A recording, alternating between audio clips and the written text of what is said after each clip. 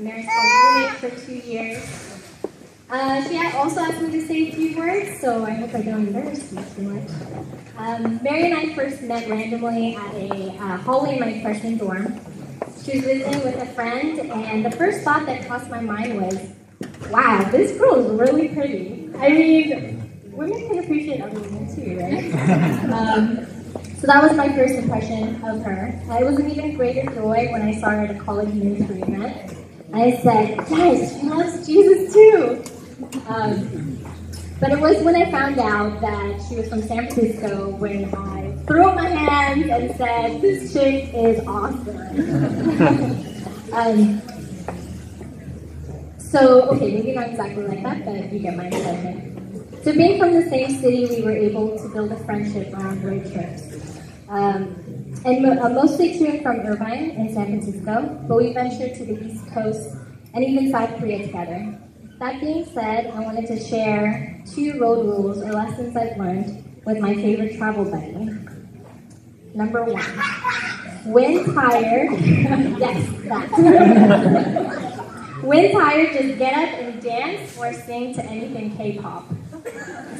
Most of the time, traveling with Mary means letting loose and having fun.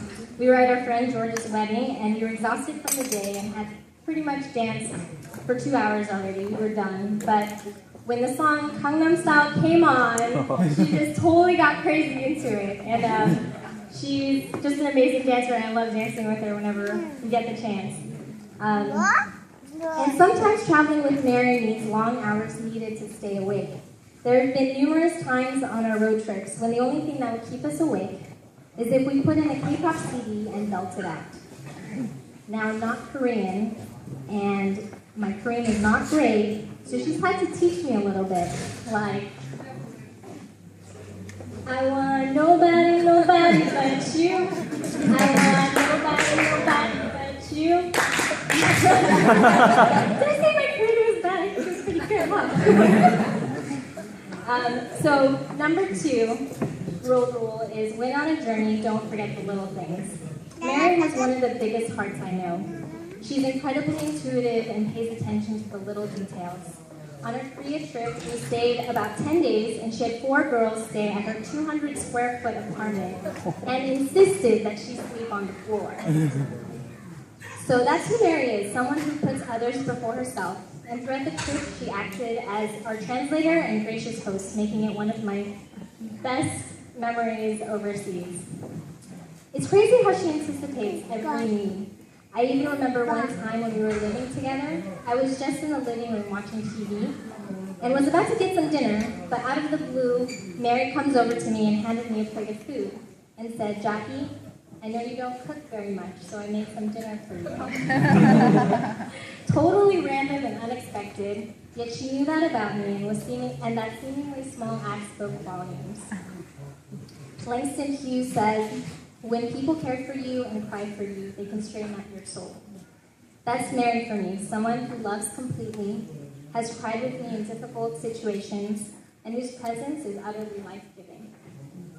So those are my 2 road rules, but it wouldn't be much of a speech if I didn't say a couple things about Paul as well. So, my most recent trip to DC was the first time I met Paul.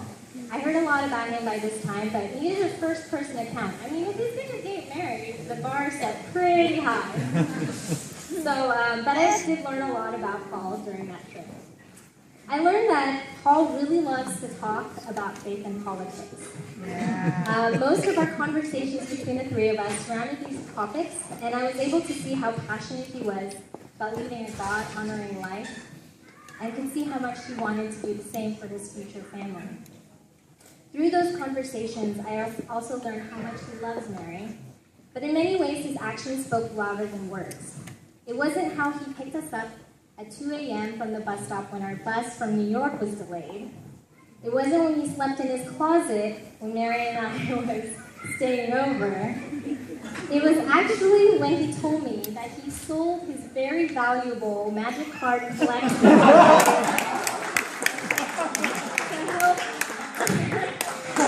to help pay for Mary's engagement.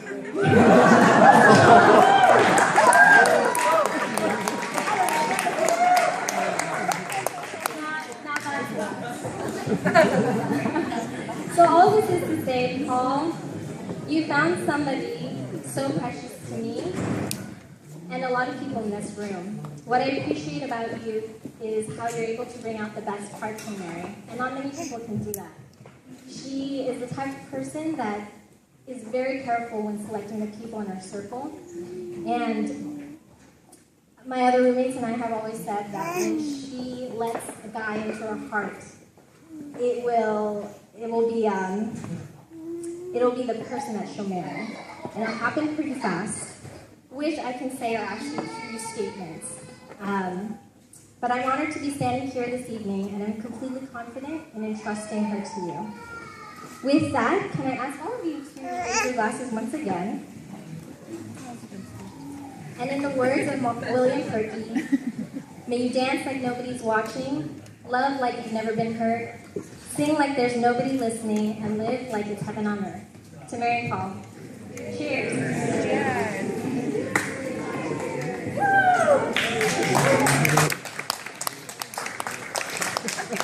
Thank you so much for that beautiful toast, Jackie. Paul thought we'd get to this wedding without bringing up